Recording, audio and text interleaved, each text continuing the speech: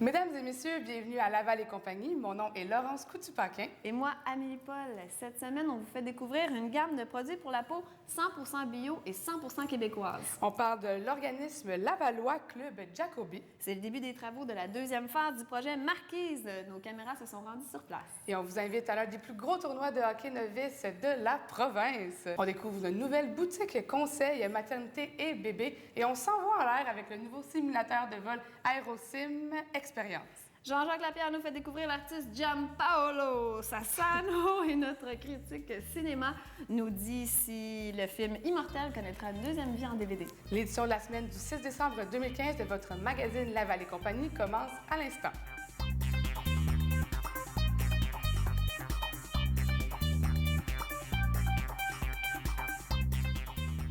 Aujourd'hui à l'émission, on reçoit Jean-Paul qui vient nous parler du club Jacobi. Comment ça va? Bonjour Laurence, oui, ça va bien, merci. Moi, je veux savoir un peu c'est quoi ce club-là. Bon, le club de train Jacobi, c'est un club qui regroupe des gens entre 12 ans et 80 ans.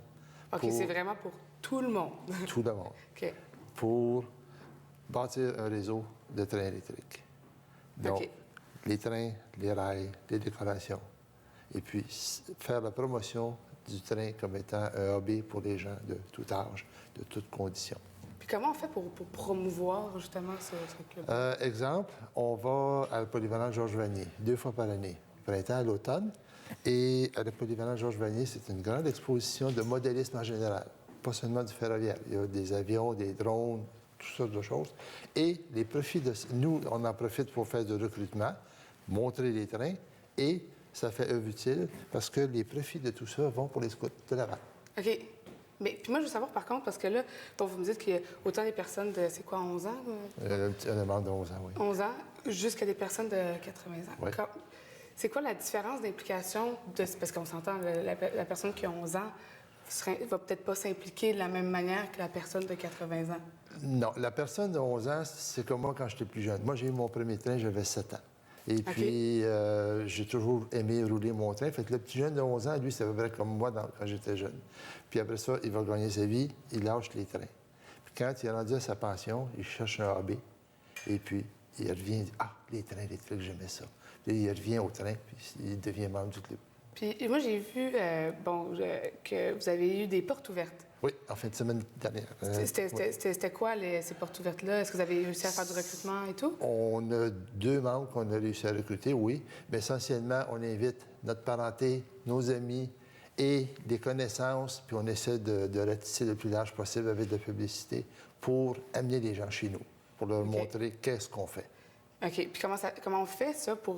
parce que là, vous dites que vous faites du recrutement, tout ça. Oui. Est-ce que vous avez certains critères? Je sais que c'est pas mal ouvert à tout le monde. Mais est-ce que vous avez des critères pour faire partie de ce club-là? Aimer ça. C'est tout? C'est tout. Puis ça demande beaucoup d'implication durant le... C'est un engagement parfaitement libre de la part de ceux qui veulent venir. Il y en a qui viennent 3 jours par semaine, il y en a qui viennent 5 jours par semaine, puis il y en a qui viennent une journée par semaine, puis d'autres une journée par mois. On a des réunions tous les mois, oui. OK. Puis, en plus de ça, on demande aux membres de s'impliquer. On sort. Je vous ai parlé d'une sortie à Laval, mais on passe aussi le temps des fêtes à la Galerie d'art de Blainville. OK. Et puis, on reçoit des classes d'enfants à Blainville. Ouais. Et on fait aussi de l'animation publique les samedis. Il y a des sessions pour les enfants, des contes et calèches. OK. Alors, les enfants font des tours de calèche, puis il y a des contes. Puis après ça, ils viennent visiter l'exposition. Puis, pour faire partie de ce club-là, on a dit, bon, ça prend pas vraiment de critères à part juste aimer ça. Oui. Ça peut être de n'importe quel âge, mais comment on fait pour s'inscrire? Est-ce qu'on va sur un site Internet? Est-ce qu'on va directement à vos bureaux? Le club a une page Facebook. OK. Et on est aussi un site web associé au magasin Jacobi, qui est notre commanditaire principal, qui est au-dessus de notre club. On est juste ici voisins, sur le parapet sud du viaduc du train de banlieue de Blainville-de-Montagne qui passe juste ici à côté. Ah ouais. On est juste à côté. C'est que vous êtes vraiment pas très, très loin, là. Non. Puis ils peuvent venir à n'importe quelle heure de la journée. Juste un coup de téléphone. OK. Un coup de téléphone, puis on met la personne en communication avec un membre, puis là, il y a un rendez-vous. Mais tous les mercredis et tous les samedis, il y a toujours quelqu'un. Tout le temps quelqu'un. Toujours. OK. Fait que les mercredis et les Samedis. Les deux jours. Oui. Puis comment s'appelle votre page Facebook? Jacobi, Club de Très Jacobi. Simple comme ça. Tout simplement. Faites Club de Très Jacobi, et puis Facebook, puis vous arrivez directement dessus. Puis votre site Internet? C'est jacobi.com. Et puis, ça arrive au magasin, puis il y a un onglet Club. Puis vite, comme ça, moi, je veux savoir, parce que là, la manière que vous m'en parlez, c'est sûr que vous recrutez pas mal tout le monde. Vous êtes combien de membres à faire partie? Actuellement, on est 24. OK, quand même. On a fondé le club en mars 2006. Oui, en mars 2006, avec 12 membres. Puis on est maintenant 24. Il y a eu évidemment du recrutement, puis des départs, puis des retours, là, mais on est actuellement 24. Bien, merci beaucoup d'être venu dans nos studios avec nous. Ça m'a fait Puis plaisir. pour d'autres informations, bon, le site Internet va être en bas de l'écran. Ouais. Puis la page Facebook, tout simplement Jacobi. Simple comme ça. Simple comme ça. Bien, merci beaucoup d'avoir été en studio avec nous. Merci beaucoup.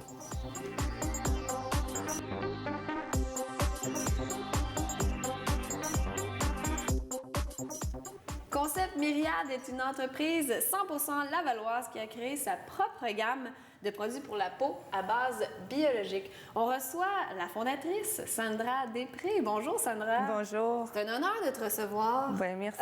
C'est un honneur d'être ici. Donc, tu as créé une gamme de produits pour la peau pour les granos comme moi. Oui, effectivement. Oui. C'est 100% biologique? Oui, c'est une base biologique, en fait, mais on voulait être au-delà de biologique parce qu'on voulait avoir des produits qui étaient performants. Donc, on voulait avoir des soins de traitement aussi pour optimiser les soins en institut à la maison. Et, oui, ce qui est particulier, c'est que tu m'as dit que dès qu'on ajoute de l'eau oui, on dans est plus les bio. ingrédients, on ne peut plus appeler ça bio. Exactement. C'est incroyable. Parce que dès qu'on met un procédé chimique, c'est pas chimique, mais c'est une manipulation, en fait, on peut plus dire qu'on est 100% bio, mais on a des bases bio. La plupart sont certifiés Écocert aussi. Donc, c'est pour ça qu'on a des produits qui sont très, très près de l'écologie de la peau et qui sont très, très bien assimilés aussi pour éliminer les risques d'allergie, de réaction, etc. Et ça, c'est sans parabènes, sans dérivés de pétrole, sans parfum, sans silicone, sans huile minérale, sans conservateur toxique. Exactement. On est parti, en fait, de la base de David Suzuki, qui avait fait une étude exhaustive sur les conservateurs toxiques dans les cosmétiques. La plupart en contiennent.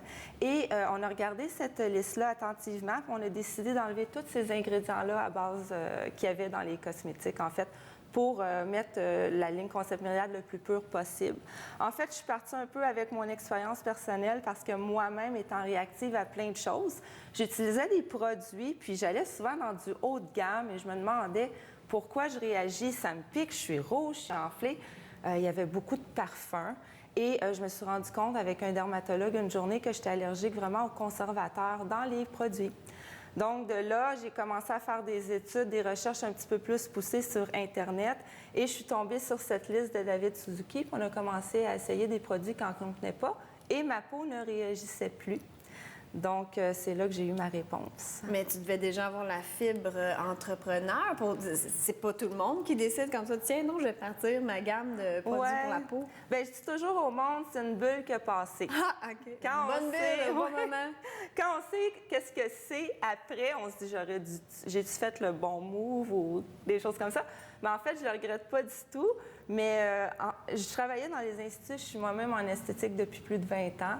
Et il y avait vraiment un besoin à ce niveau-là parce qu'on voulait de la performance, mais on voulait vraiment enlever ce qui était réaction cutanée, mais on voulait des traitements qui étaient efficaces à la maison. Puis moi, je suis formatrice pour une compagnie de technologie laser. Et souvent, les gens m'appelaient, ma cliente s'est mis des produits après son traitement, elle a réagi, on ne sait pas si c'est l'appareil ou les produits, ou des choses comme ça. Même chose au niveau du nettoyage. On nettoyait la peau et avec la lumière du laser, il y avait une interaction qui se faisait. Fait qu'on voulait vraiment des produits qui étaient purs, qui nettoyaient bien la peau et qui la protégeaient bien après ces traitements-là. Et c'est de là que la ligne est partie, en fait. Donc, on a tous mis ces ingrédients-là ensemble et on a créé Concept Myriade. Et ça, c'est distribué justement dans les centres d'esthétique au Québec? Oui, on est au Québec, dans les Maritimes et en Ontario. On a au-dessus de 25 points de vente. Puis, maintenant, depuis 4 semaines, on est en ligne aussi pour certains produits. Conceptmyriade.com. Et on peut Exact. commander évidemment les produits en ligne. Oui, oui. On peut faire des très beaux cadeaux de Noël. Oui, aussi. effectivement. Mais tu travailles encore comme esthéticienne et Oui. tu fais du laser aussi. Oui, oui. Donc, on Donc, a tu peux notre... conseiller tes produits, évidemment. Parce que c'est Oui. vrai qu'après le laser, la peau est extrêmement sensible. Exactement. Alors, on ne peut pas mettre n'importe quoi. Non, c'est ça. dessus. Donc, on a un gel qu'on appelle le gel calmant. C'est vraiment fait pour les traitements. Il est très calmant. Quand on le sent, il y a une base de lavande parce que toutes nos bases, en fait, c'est des plantes naturelles, des huiles essentielles. Donc, les parfums que vous allez sentir à l'intérieur, c'est vraiment quelque chose qui est très naturel. On a décidé aussi de faire une gamme sans boîte. Parce qu'on s'est dit, les consommatrices, oui, c'est beau sur nos tablettes, des belles boîtes, mais qu'est-ce qu'ils font? Ils jettent ça à la poubelle ou au recyclage. On ne trouvait pas ça très écologique. C'est très vert. Oui. C'est une très bonne idée. Très vert. Mais merci beaucoup, Sandra. Vous pouvez commander les produits à conceptmyriade.com. J'ai un numéro de téléphone, c'est vos bureaux. Oui. 450-937-3709. Merci beaucoup. Merci.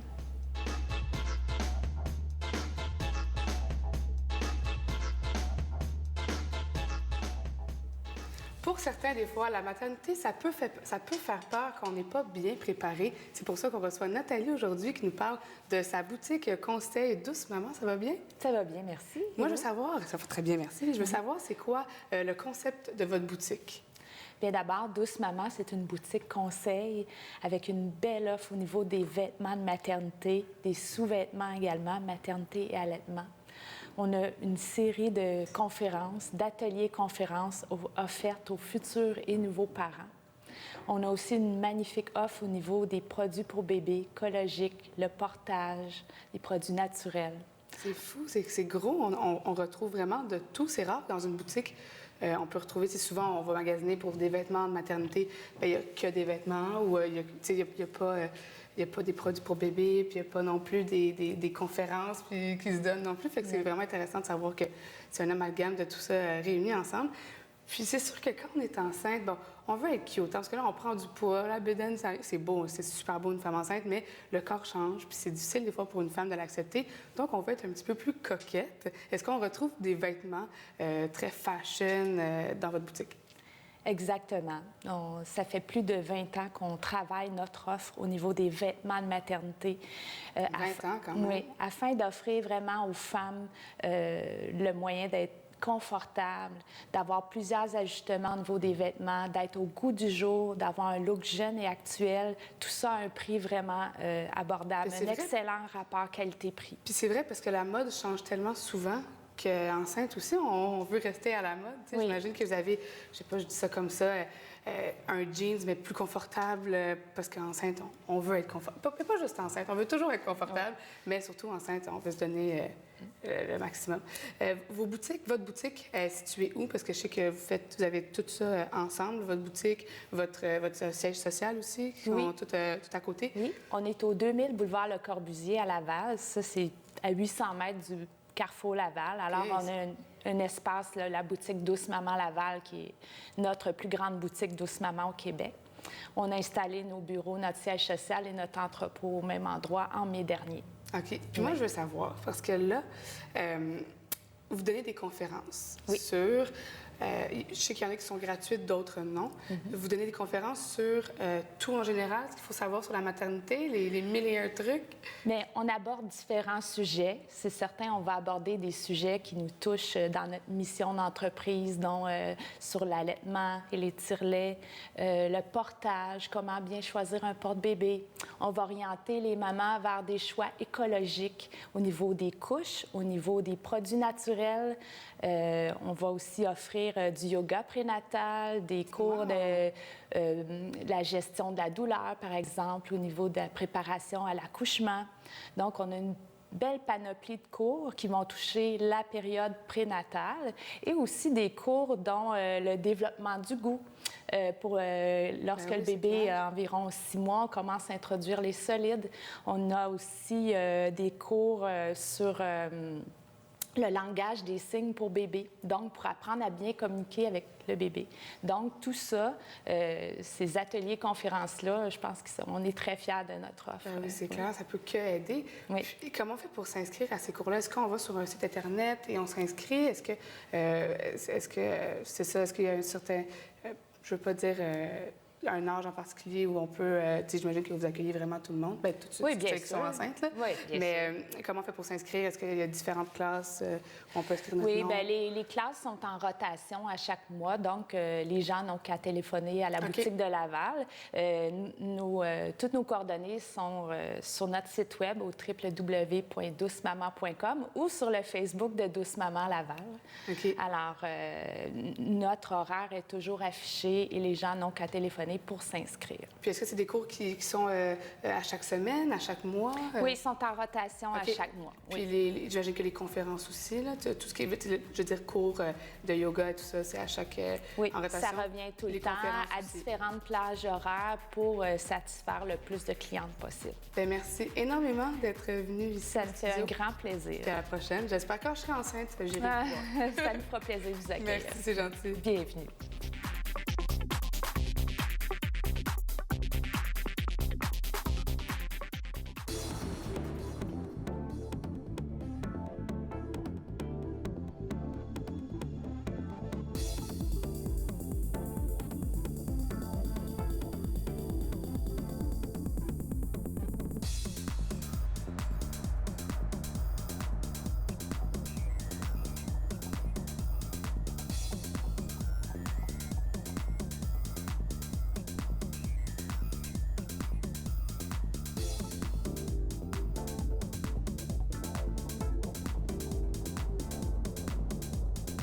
Je suis sur l'avenue Jean Béraud au condo Marquise et je suis en présence d'Enzo. Bonjour Enzo. Bonjour, ça va bien? Oui, ça va bien, merci. Alors, on est ici pour faire un tour de visite parce que vous êtes rendu à la phase 2 et vous vouliez nous parler de ça. Exactement. On est présentement en construction avec la phase 2. Si tout va bien le printemps, on va commencer la phase 3. On a 8 tours à construire, à peu près 900 unités. On a de 1 à 3 chambres à coucher. On a pour tout le monde, puis on a un projet qui est un peu différent comparé à tout le monde à Laval. C'est un style de vie vraiment ici à Marquise. Il y a pas mal de services. Des services, Oui, OK. on a un piscine sur le toit, un gym sur le toit, barbecue area, une salle de réception pour 40 personnes avec une cuisine, un condo pour le monde de l'extérieur qui peut utiliser. On est pas mal équipé. Donc, moi, là, qui a de la famille en Abitibi, là, Noël s'en vient, je peux faire venir ma famille pour une semaine, puis c'est faisable dans ce petit condo. Exact. Il y a un condo au rez-de-chaussée, puis first come, first serve. Ça va être sur réservation. C'est normal. Si tout le monde réserve, on a un. Puis exactement, si vous avez la famille à l'extérieur de la ville, vous pouvez les mettre dans le tour. Ouais. OK. Et là, si on parle plus précisément de la phase 2, là, elle est en construction, elle n'est pas terminée. Elle se termine quand? Livraison, ça va être novembre l'année prochaine. On va être prêt pour novembre, j'espère octobre, mais entre octobre 15 et novembre 30, on va commencer à livrer les premiers. Puis vous en avez quoi, une 50 d'à peu près vendus en ce moment? Exactement. Et ça part à partir de combien, ces petits bijoux-là? On a une chambre à partir de 229 plus taxes avec garage inclus. OK. OK? Ça part. Puis on a de 229 à 450. On a des penthouses de 700 000 à 1,2 million. On a les prix pour tout le monde. L'avantage de Marquise, ça se trouve à être quoi au juste? OK. On est à 5 minutes de Carrefour Laval en pied. On est 8-9 minutes en pied à Saint-Tropez. On a des Walmart en tour, on a des Costco. On est proche de l'autoroute. On est 2 minutes de la 15 pour pogner l'autoroute. Nous, on a fait le tour. Là. C'est assez luxueux. Oui. Puis là, vous n'avez dit quand même un prix raisonnable. Et c'est ça, qu'est-ce que notre strength, nos forts, on donne la qualité pour le prix qu'on vend. On fait très attention sous la construction, sur tous les matériaux. On choisit des hauts matériaux, puis on donne une très bonne qualité pour le prix qu'on vend. Ça doit être le meilleur prix à Laval pour qu'est-ce qu'on donne. Si je suis intéressée, là, le moindrement, vous avez un site Internet. Oui, c'est marquisecondos.com. Puis là, on peut voir là, en virtuel là, de quoi ça... On peut voir tout, on peut voir exactement ça va être quoi le projet. On a une vidéo sur le site. On a des photos de le premier tour qui est déjà construit. Un autre avantage de Marquise Condo Marquise, c'est la sécurité. Exact. On a des caméras dans tous les étages, dans le garage. Après la deuxième tour, on va essayer peut-être de mettre une voiture la nuit pour circuler. C'est un gros avantage d'avoir de sécurité. Le monde qu'on vit aujourd'hui, plus de sécurité qu'on a, mieux c'est. Puis si jamais moi je veux venir vous voir, je peux venir ici au bureau des ventes qui est juste à côté de la tour 1 et de la tour 2. Oui. Et c'est encore la même adresse, là, 3653 Jean Béraud. Exact. Bien, merci beaucoup, Enzo. Merci.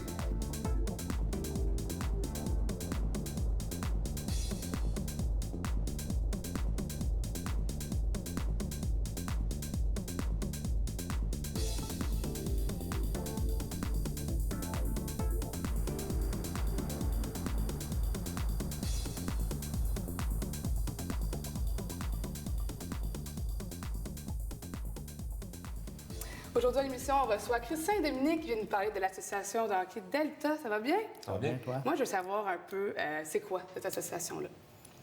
Moi, c'est l'Association sportive Delta de Laval. Ça regroupe 3 sports, dont le baseball, hockey puis le soccer.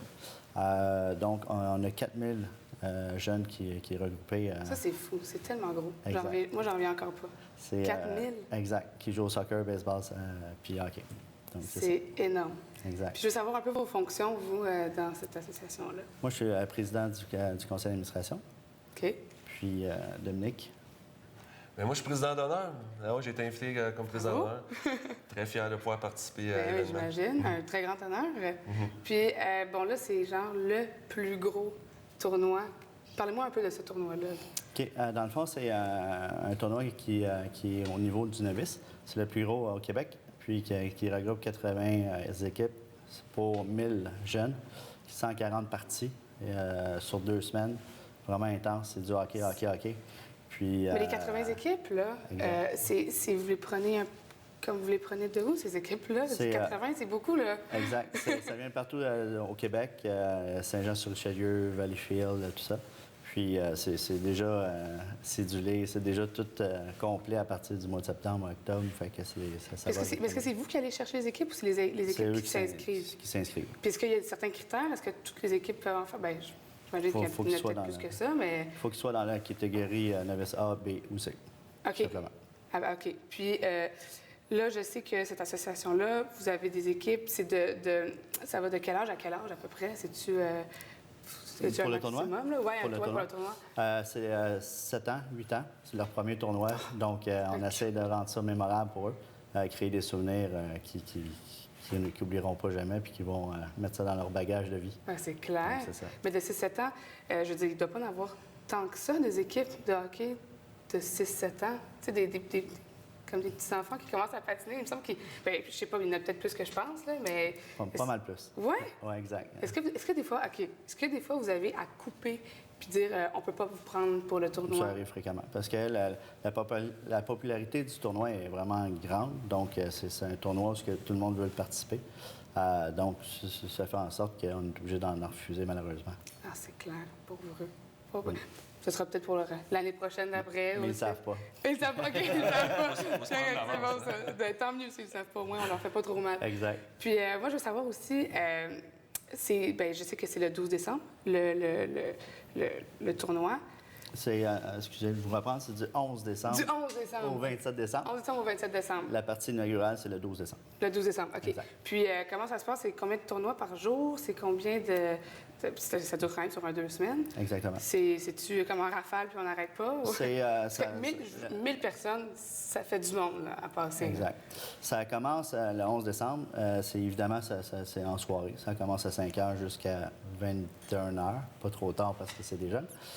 Jusqu'à la fin des classes. OK. À partir du 20 décembre environ. Là, on joue de 7 h le matin jusqu'à 9 h le soir, non-stop. Ah, c'est fou. Puis c'est vraiment intense comme... Ben, c'est vraiment intense. On a besoin vraiment des bons bénévoles qui sont là. C'est clair. C'est vraiment aussi un groupe de bénévoles aussi. Est-ce qu'il y a beaucoup de bénévoles qui s'impliquent là-dedans? Il y a une centaine de bénévoles c'est vraiment une petite ville sous un aréna. Là. Mais il en faut des bénévoles, il en faut. Puis c'est le fun que les gens s'impliquent comme ça aussi. Ben, c'est un bel événement aussi. Fait que c'est comme faire du bénévolat, mais le faire comme dans un événement qui est juste incroyable, puis l'ambiance est là. Puis je veux savoir, j'ai entendu dire qu'on va signer des autographes de votre bord. Comment on se sent par rapport à ça? Bien, c'est le fun. Moi, j'ai joué à Delta Laval tout mon hockey mineur, dans le fond, puis fait que l'association est parfaite, dans le fond, de nous autres, puis l'entente est super le fun, super bonne. Puis c'est vrai que c'est des tournois, quand on participe à ce tournoi-là, on s'en rappelle toute notre vie. J'étais rendu dans la Ligue nationale, je me rappelle encore de ces tournois-là. Fait que c'est le fun de participer, c'est le fun de voir les jeunes aussi. Ils sont tellement contents. Tu sais, je vais amener des cartes de hockey, je vais signer des cartes de hockey pour les jeunes. Fait que les jeunes, j'espère qu'ils vont se rappeler de ça toute leur vie. Bien, c'est sûr. Si vous vous en rappelez, ils vont sûrement s'en rappeler eux autres aussi. Est-ce que vous avez un site Internet, une page Facebook, quelque chose où on peut vous rejoindre? Oui, ça va être le www.tournoidelta.com. Okay. Donc ça, c'est vraiment pour le tournoi. Si jamais vous voulez voir les autres sports, c'est deltalaval.com, où ce qui regroupe tous les sports, donc le baseball, soccer et hockey. Puis on est ouvert à avoir encore plus de membres. Vous pouvez nous parler de quelque chose aussi, je pense, de votre gym. Vous avez un gym. Oui, c'est ça. Puis on a commencé à faire association ensemble comme ça. Les jeunes viennent s'entraîner au gym. Donc, puis c'est le fun. On fait tirer une transformation au Gym Extrême à Saint-Eustache. Donc, à partir du 15 décembre, les gens peuvent aller sur le Facebook de Gym Extrême, qui est Gym Extrême, puis ils peuvent demander les renseignements puis regarder pour les renseignements sur le Facebook. Bien, merci beaucoup d'être venu en studio avec nous aujourd'hui. Merci infiniment. Puis, je ne peux pas vous dire, mais moi, je me suis fait inviter à cet événement-là. Fait que je vais certainement y aller. Merci beaucoup, les gars. Merci. Merci beaucoup. Merci.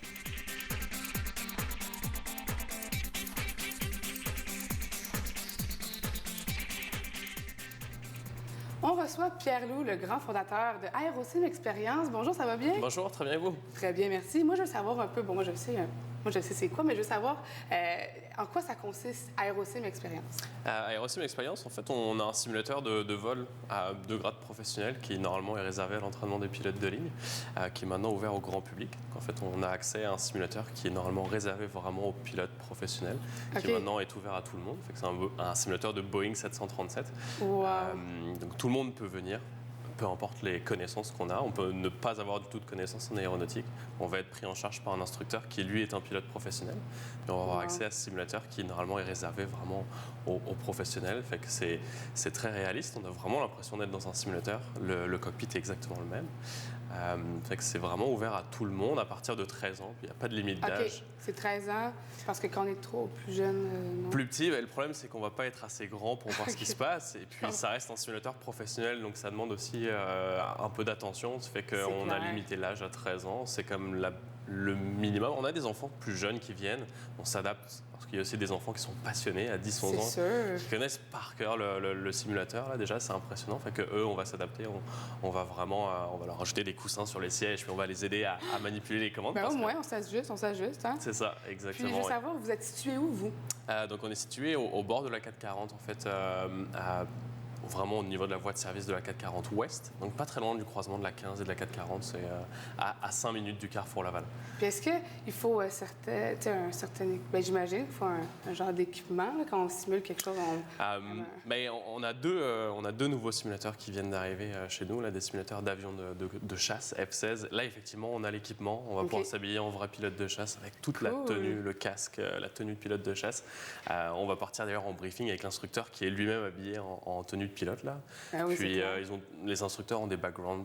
Ceux qui font l'avion de ligne sont des pilotes professionnels, puis ceux qui font les avions de chasse sont des gens qui étaient dans l'armée. Ça fait qu'ils ont tous des backgrounds, mais on est vraiment habillés. Ceux qui vont faire l'avion de ligne, ils ont la possibilité de mettre la tenue du commandant de bord, en fait. C'est cool. Avec la casquette et puis les vêtements avec ce qu'on appelle les galons, là, pour connaître qui va être le copilote, qui va être le commandant de bord. Sachant que le client, c'est le commandant de bord le jour où il va vivre l'expérience. Puis, donc, on est vraiment en plongée. On essaye de se plonger on va dire, dans l'environnement, dans l'expérience à 100%, voire 200%. Donc, les gens ont la possibilité de mettre l'équipement, ne serait-ce que pour prendre la photo. Ben oui, au moins. Pour avoir un beau souvenir en une partant. petite photo souvenir, là, c'est jamais trop. Exactement. Puis, de où est partie cette idée-là de faire... Oui, c'est pas commun, là. C'est sûr que c'est le premier qui est ouvert au grand public au Canada. Ben c'est ça. Qu'est-ce qui a fait en sorte que... C'est parce que finalement, beaucoup de gens, quand on prend l'avion, on a toujours tendance à... Même les gens qui n'ont pas d'intérêt forcément avec l'aéronautique, là, qui ne sont pas passionnés ou quoi que ce soit, mais quand on prend l'avion, on a toujours tendance à monter dans l'avion, puis on va se diriger vers la cabine passager, mais on a toujours un regard vers le cockpit. C'est toujours attirant. On voit la porte entrouverte, puis maintenant, malheureusement, elle est souvent fermée, mais... on s'est dit, pourquoi ne pas l'ouvrir, cette porte? Pourquoi ne pas permettre à tout le monde de pouvoir rentrer dedans, voir comment ça se passe, voir comment un pilote travaille? Finalement, c'est pas si incroyable que ça. Puis ça peut être intéressant, ça peut être ludique, ça peut être aussi pour les enfants, là, parce qu'à partir de 13 ans, on a des adolescents qui viennent, puis ça peut créer des passions. Là. C'est sûr. Peut-être, pourquoi pas, un futur métier ou des engouements pour ce métier. Ça fait que c'est vraiment intéressant à tout âge. Il y a des gens qui viennent juste par curiosité et puis ils sont très impressionnés parce que c'est vrai qu'on se retrouve dans un avion. Alors les gens ont le feeling, ils ont vraiment l'impression de bouger. Ça bouge pas, là, c'est fixe, mais l'image entoure le simulateur. Ça fait que ça donne vraiment l'impression de bouger. Donc l'avion de ligne, c'était vraiment pour ouvrir quelque chose, permettre à tout le monde de vivre une expérience qui était avant, puis sans raison particulière, mais réservée à comme une élite de pilotes. Là. Maintenant, c'est ouvert à tout le monde. Est-ce que ça peut aussi peut-être, je sais pas, je dis ça comme ça, les personnes qui ont peut-être justement des peurs de certains avions, tout ça, de leur donner un premier avant-goût de ça. Oui, on fait ça d'ailleurs. On fait les thérapies aéronautiques pour les gens qui ont peur en avion. C'est vraiment spécifique à au moins, ça. les autres, ils savent qu'ils bougent. Oui, ils ont le feeling, je peux dire ça comme ça, mais ils ne bougent pas, donc ça peut être plus rassurant. Oui, c'est rassurant, puis ils vont apprendre à savoir comment fonctionne un avion et puis finalement, comment appréhender sa peur, comment appréhender son angoisse. Nous, on va traiter ce qui touche l'aérophobie. C'est vraiment la peur de l'avion due à une non-connaissance des mécanismes de fonctionnement. Donc, on va vraiment apprendre en détail comment fonctionne l'avion, puis pourquoi il y a certains bruits, pourquoi les turbulences, c'est pas très dangereux, pourquoi... après, il y a des choses plus cliniques comme l'agoraphobie, la claustrophobie. Ça, c'est pas nous qui le traitons, c'est des psychologues spécialisés. Ah ouais. Fait qu'on traite aussi ce côté-là thérapeutique, si je peux utiliser ça. Oui, mais moi, je trouve vraiment que oui. C'est comme tout à ça que j'ai pensé. Je me suis dit, si quelqu'un a peur de l'avion... Ça peut juste, en fait, ça peut juste pas nuire. Non, c'est certain, ça va permettre d'avoir un avant-goût. Puis il y a des gens qui ont vraiment peur au point de ne jamais avoir pris l'avion. Et là, ça va leur donner un premier, en fait, comme un essai, là, parce qu'ils ont les mêmes sons, c'est les mêmes sons, c'est le même feeling. Fait que, et d'ailleurs, c'est marrant parce que ces gens-là vont nous demander, c'est comme ça dans la réalité, c'est quoi ces bruits, c'est quoi ces choses. Mais le jour où ils vont le prendre pour de vrai, ils vont avoir déjà eu un aperçu. Exactement. Ils vont anticiper ce qui va se passer. Et puis est-ce que vous avez un site Internet où on peut avoir toutes vos informations? Oui, il y a le site Internet. Facebook, aerosimexperience.com pour le site internet, Flyfighters pour les avions de chasse F-16.com. Mais les deux sites sont liés, ça fait que si vous allez sur l'un, vous allez pouvoir naviguer sur l'autre et inversement. La page Facebook, c'est pareil, Aerosim Experience Montréal, Flyfighters Montréal. Merci énormément. Merci à vous, merci de m'avoir accueilli. Moi, je vais aller l'essayer. Avec plaisir. Moi, j'ai pas peur des avions, mais j'aime prendre l'avion. Je vais aller. Vous allez pouvoir le piloter. Exactement. Merci beaucoup. Merci à vous.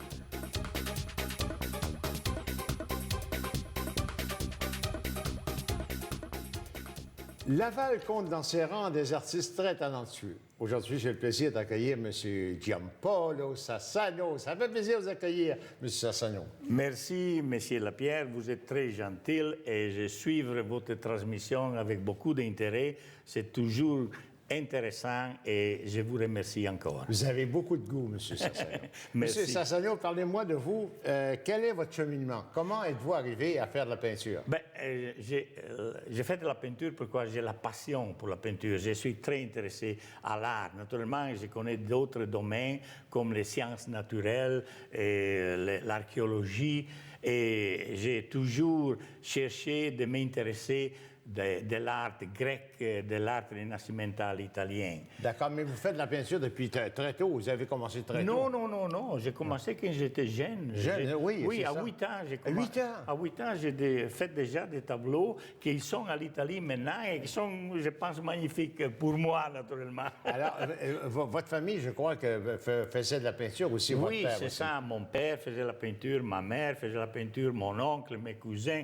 Pratiquement, j'étais entouré de peintres. C'est la génétique qui est comme ça. Votre talent comme ça, est naturel. J'ai fait mes études à le lycée et j'avais un grand bon professeur qui m'a donné des conseils de dessin et de peinture. J'ai commencé à peinturer à l'huile, mais après, je suis devenu allergique à l'huile. Ah, bon. Alors, j'ai changé et j'ai adopté l'encre de la Chine et aussi l'acrylique. D'accord. Maintenant, comment vous qualifiez le genre de peinture que vous faites? Vous qualifiez ça comment? Je dirais que je suis un figuratif. Je suis capable de faire des abstraits, mais je cherche de maintenir, je disais, une formation classique. C'est-à-dire, j'aime beaucoup l'art grec, j'aime beaucoup l'art rinascimental italien. Alors, j'ai commencé mon étude de peinture et en imitant les grands maîtres de la Renaissance italienne. Mais vos peintures, quand même, il y a beaucoup de belles couleurs, beaucoup de couleurs vives, quand même. Oui, c'est ça. Je cherche de maintenir les couleurs originales. Je n'aime pas mélanger les couleurs. Je cherche d'avoir de bons rouges, de bons bleus, de jaunes, comme les naïfs. Mais quand même, vos peintures il y a beaucoup de joie. Oui, il y a les couleurs méditerranéennes, comme vous connaissez. Alors, ils sont des peintures qui donnent une impression de couleur, de vivacité, de vie. Ils sont tridimensionnels pour moi. Ils sont un peu rigides. Mais je cherche de maintenir l'essentiel. Moi, j'étais toujours inspiré par les grands maîtres comme Picasso, comme Dali, les autres grands maîtres italiens comme Carrà de Pizzi. Et alors, c'est presque intéressant d'imiter les grands maîtres. Maintenant, vous êtes un artiste très recherché ici à Laval. Vous avez exposé à plusieurs endroits. Oui, j'ai exposé dans plusieurs endroits. Je suis très heureux de dire que la Cité de Laval a acheté un tableau, de mes tableaux, pour la collection communautaire. J'ai exposé en Belgique, j'ai exposé à l'Italie, j'ai exposé au Canada un peu partout, à l'Alberta, j'ai gagné des prix. Et ici à Montréal, j'organisais beaucoup d'expositions. Oui, à la Casa Italia, par exemple. Oui, j'étais... Vous avez fait partie à la salle André Mathieu. C'est ça. Vous avez fait partie des peintres, du calendrier des peintres de Laval à plusieurs occasions. Vous avez raison. Vous avez exposé aussi à Saint-Rose, je crois. Oui, on a exposé à Saint-Rose. Alors, mais vous êtes recherché, vous êtes populaire ici. C'est fantastique. Merci, vous êtes très gentil. Monsieur Sassano, vous avez parmi vos connaissances un artiste qui est célèbre ici, qui est bien reconnu. Parlez-moi de M. Bruni. Ah, M. Bruni, j'ai une relation un peu particulière avec lui. Lui me donne beaucoup de conseils et c'est un artiste phénoménal. Je pense que c'est le meilleur artiste vivant aujourd'hui au Canada. Oui, c'est vrai. Le plus renommé, le plus reconnu internationalement. Il a 101 ans. 101 ans, qui a eu 101 ans le 24 novembre. Oui, et moi, je suis très heureux de dire qu'on a organisé une magnifique exposition centenaire pour lui, que c'était très populaire. On avait presque 400 personnes. Ah oui. On avait beaucoup de personnes importantes. Le gouverneur général, le gouverneur général était là. Et autres politiciens. On a vraiment fêté Umberto Bruni d'une façon très propre. D'une certaine façon, moi, je suis un peu étonné que la cité de Laval n'a pas reconnu Umberto Bruni dans le bout de disons, de fêter le centenaire de Laval, le 50e centenaire de Laval. Oui. Bruni est un peintre qui habite ici à Laval pour 50 ans et on a refusé le projet. Et écoutez, ces peintures sont dans toutes les églises, un peu partout quand même, puis les fresques. Les fresques, oui. C'est incroyable, c'est un artiste vraiment incroyable. Et puis disons qu'entre nous autres, il conduit encore sa voiture. Oui, à 101 ans, il a encore passé tout l'examen, il conduit sa voiture. Et c'est incroyable. Il fait encore de la peinture, il est très en forme, il est très fort. Si vous touchez... il est musclé quand même, il est fier aussi. Ses muscles sont comme le fer.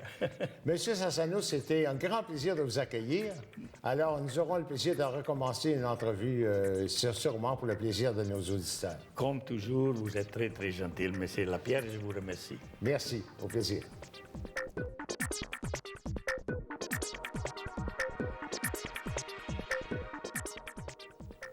On s'évade aujourd'hui pour parler de voyage, mais plutôt de prévention voyage avec notre pharmacienne Joliane Béguin. Comment ça va? Oui, ça va très bien, merci. On parle voyage, comment se préparer à partir en voyage? Oui, c'est ça. Donc, c'est sûr qu'il y a beaucoup de chanceux qui peuvent s'évader vers des destinations soleil pendant l'hiver. Mais c'est important pour avoir un beau voyage juste de prévenir les petits pépins. Oui. Donc, idéalement, 6 à 8 semaines avant le départ, ce serait important de... 6 à 8 pour n'importe quelle destination on s'en va? Oui, idéalement. Okay. Idéalement, juste pour s'assurer d'avoir notre carnet de vaccination à jour et d'avoir vraiment tout ce qu'il faut pour partir en toute sécurité. OK. Donc, c'est certain qu'il y a des endroits qui sont plus à risque, mais c'est important justement de vérifier ça idéalement avant le départ. Puis est-ce que c'est... Parce que là, on parle pour certains emplacements de vaccination, est-ce que ça, faut se prévoir un petit peu plus d'avance, tout dépendamment du vaccin, j'imagine? Exactement, exactement. Donc, c'est surtout pour ça. Puis c'est quoi en fait, je veux dire, maladies qui sont plus à risque d'attraper quand on part en voyage, qu'il faut vraiment prévoir d'avance? Il y en a certaines qui peuvent être justement causer plus de complications. Donc, on parle entre autres de malaria. Donc, malaria qui est aussi appelé le paludisme. Ça, c'est un parasite qui vient par les moustiques qui vont nous piquer. Donc, c'est uniquement par les moustiques? Oui, c'est par les moustiques. Okay. Donc, il faut faire attention. C'est sûr qu'il faut se protéger. Donc, appliquer du DEET, donc répulsif. Aussi, les moustiques sont plus actifs au lever du soleil et au coucher du soleil. Okay. Donc, idéalement, porter des vêtements en manches longues. C'est vrai, moi, j'ai remarqué à chaque fois, comme vers 4-5 heures, là, quand on rentre de la plage, je me fais toujours agréable et tout à coup, ça sort. Oui, c'est ça. C'est vraiment spécial. Donc, il faut faire attention. Puis c'est sûr que dans certains endroits, c'est même recommandé de prendre des médicaments pour prévenir, pour ne pas avoir ce parasite-là. Donc... Mais est-ce qu'on peut se procurer les médicaments? Parce que tu sais pas vraiment si, quand tu vas partir en voyage, il va y avoir le médicament que tu veux dans ce qu'ils appellent des fois des pharmacies qui ne sont pas très pharmaceutiques. Non, définitivement, il faut prévoir. D'ailleurs, c'est recommandé, pour la plupart des médicaments, de commencer avant le départ. Donc, vous allez voir votre pharmacien maintenant. Le pharmacien peut, sous certaines conditions, évidemment, vous prescrire le bon médicament pour votre destination soleil, dans le cas de besoin pour la malaria. Puis, est-ce qu'il y a d'autres je dis encore maladies, mais qu'on peut attraper, parce que là, on parle de malaria. Oui. J'imagine qu'il y en a oui, il y en a plusieurs. Simples, ce qu'on voit aussi, la diarrhée du voyageur, on en entend beaucoup parler. Ça, c'est vrai. C'est désagréable. Ça peut être léger, comme ça peut être sérieux. Donc, il y a un vaccin aussi qui peut être donné, un vaccin oral qui peut être donné avant, mais ce n'est pas toujours nécessaire non plus, dépendamment de la destination. Par contre, ce qui est bien d'avoir avec soi, c'est justement un antibiotique, dans le cas où ça serait vraiment une diarrhée sévère qui peut vous rendre vraiment malade. Donc, encore une fois, au lieu d'aller consulter là-bas, c'est bien d'avoir ça avec vous. Et, encore une fois, là, maintenant, votre pharmacien aussi, en général, sous certaines conditions, peut vous prescrire un médicament que vous aurez avec vous pour le départ au cas où. Et puis, ainsi que des solutions de réhydratation si jamais on se déshydrate. C'est parce que, par exemple, on parle de quand on a la diarrhée, puis tout ça, c'est pas... tu peux pas prévoir ça, que tu vas avoir ça rendu en voyage. Fait que tu peux pas commencer à prendre des médicaments avant ça. On peut prévoir par certaines façons d'éviter, par exemple, de boire l'eau du robinet. Oui, boire uniquement l'eau embouteillée, manger des fruits qu'on peut peler seulement, manger des légumes cuits seulement. Donc, il y a plusieurs méthodes de prévention, mais... on n'est jamais complètement certain qu'on n'aura pas plus de problèmes. Donc, c'est sûr que c'est plus sécurisant, puis c'est beaucoup mieux là, je pense que les gens aussi doivent prendre ça. Je pense que les gens, ils sont... Puis je m'inclus là-dedans. Là, des fois, on pense que rien va nous arriver. Oui. On part en voyage, nous autres, c'est le fun. On espère. On part 2 semaines, puis c'est pour faire la fête puis relaxer. Mais il y a tellement de choses qui peuvent venir en ligne de compte. C'est sûr qu'on ne peut pas tout prévoir. Il il y a des imprévus dans tout. Mais si on s'en va à la pharmacie, on demande au pharmacien à peu près, on s'en va où? On dit il va être capable de nous prescrire. Selon la région, on va choisir un antibiotique qui va être bon pour cette région-là. Parce qu'il peut y avoir de la résistance à certains endroits, donc on va choisir un médicament qui convient aussi à la personne selon son dossier médical. Oui, parce que clairement, si la personne prend d'autres médicaments, c'est une ligne de compte, si la personne n'a jamais pris un certain médicament... Exactement. Alors, c'est pour ça aussi que c'est important d'avoir ces médicaments à soi et pas de faire des échanges avec des amis rendus là-bas. Vous allez partir avec vos choses, puis être... Puis est-ce qu'il faut qu'on garde ça dans un endroit... je dis réfrigéré, parce que souvent, ils disent de garder ça soit à température pièce ou réfrigéré. Ça ne doit pas toujours être évident de pouvoir, dans toutes ces conditions-là, apporter ces médicaments avec soi. En général, ce qu'on fait, en fait, quand vous partez avec des médicaments en voyage, on demande toujours d'avoir un étiquetage, donc de la pharmacie. Parce qu'il y a des médicaments que vous pouvez même vous être procurés ici au Québec en vente libre, puis là-bas, ça peut demander une prescription. Donc, toujours faire étiqueter vos médicaments, puis avoir une liste de votre dossier qui est à jour. Si jamais aux douanes, pour ne pas avoir de problème. Pour ce qui est de la conservation, en général, c'est sûr que le pharmacien peut vous indiquer, selon tous les médicaments, comment conserver les médicaments. Mais en général, c'est sûr qu'on va les garder idéalement à température pièce. Il faut faire attention. Pas trop de chaleur, puis pas trop de froid non plus. Donc, c'est surtout ça. Puis évidemment, on essaie, en sachant que les gens partent en voyage, de ne pas leur donner des médicaments compliqués qu'il va falloir réfrigérer. C'est vrai. Idéalement, on évite ça. Merci infiniment d'être là. Ça fait plaisir. Merci pour les meilleurs conseils. Maintenant, on va être tout équipé pour partir en voyage. Parfait.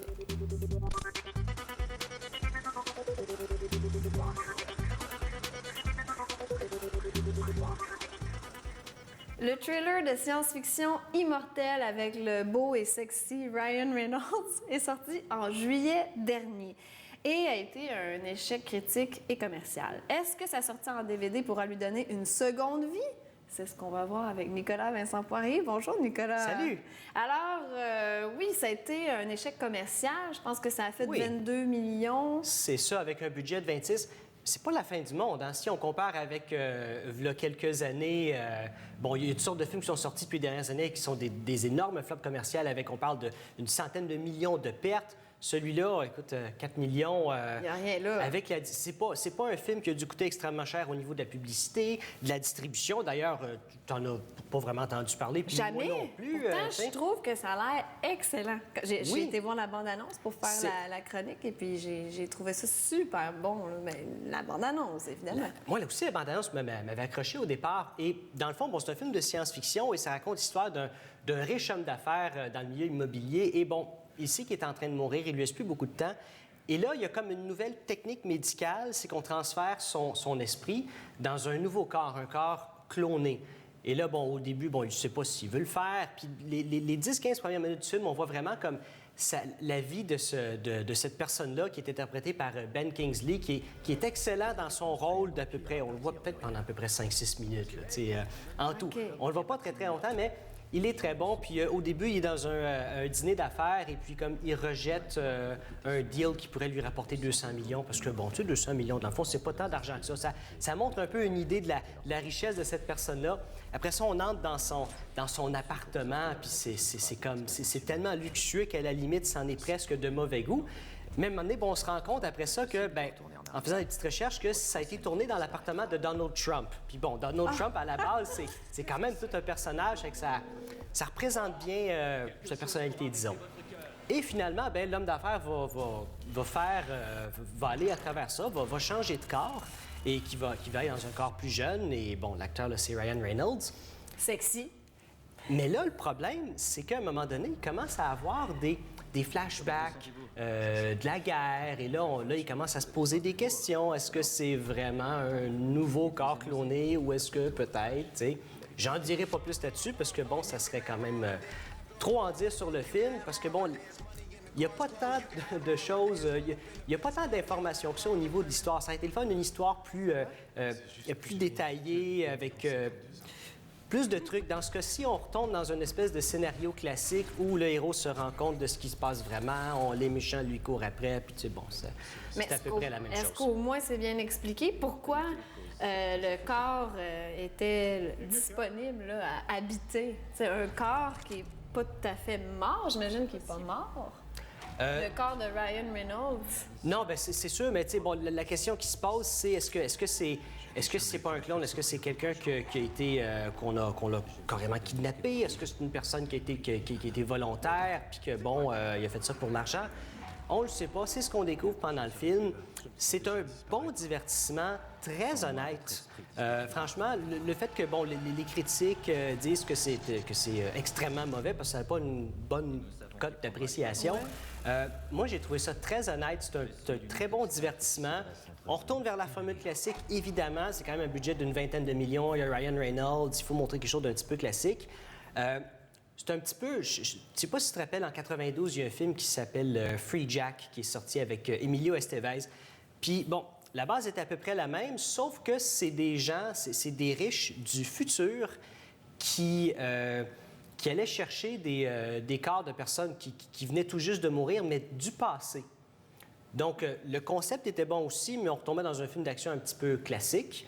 Et puis, pour ceux qui aiment les Rolling Stones, Mick Jagger a eu un rôle dans ce film-là, dans Free Jack. Et un peu plus récemment, en 2010, il y a un film qui s'appelle Transfert, un film allemand, et qui est disponible d'ailleurs sur Netflix. Et ça, c'est un très bon film, à peu près dans le même genre, mais la différence, c'est que les gens paient pour des corps de personnes qui sont volontaires, qui sont payés beaucoup d'argent à eux et leurs familles, et ces personnes-là deviennent conscientes pendant quelques heures la nuit. C'est-à-dire que le jour... Wow. Le jour, bon, c'est, je sais pas, un vieux couple qui ont décidé de devenir plus jeunes, d'acheter des nouveaux corps, en parenthèse. Ouais. Et la nuit, pendant quelques heures, eh bien, c'est ceux dont le corps appartient. Bien là, comme ils se réveillent et ils ont quelques heures à eux. Donc, ils ont quelques heures de vie seulement c'est ça, par jour.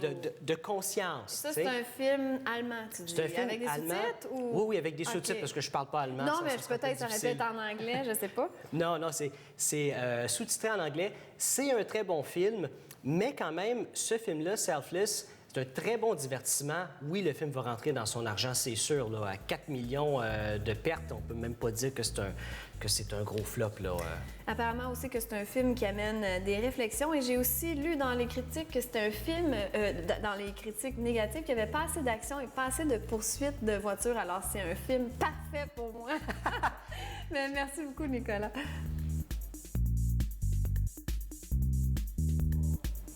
Voilà ce qui conclut notre émission. Si vous voulez qu'on parle de vous, de votre événement, de votre organisme ou de votre entreprise, vous pouvez communiquer avec l'équipe de Laval et compagnie. Oui, deux façons de nous rejoindre. Tout d'abord, par téléphone au 450-490-4089 ou par courriel à info@tvrl.ca. Si vous désirez revoir ou partager nos émissions sur le web, prenez note qu'elles sont toutes en ligne à tvlaval.com ou sur YouTube. Merci à tous nos chroniqueurs, nos invités, l'équipe de production et de réalisation. Et on vous souhaite à tous une excellente semaine et à la semaine prochaine. Merci, Laurence. Merci. À la semaine prochaine, tout le monde.